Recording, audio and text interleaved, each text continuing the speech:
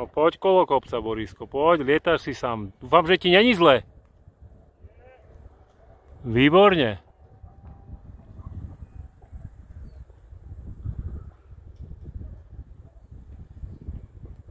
A prednosť, keď lietáte, má ten, kto má svah po pravej ruke, aby si vedel. Prednosť.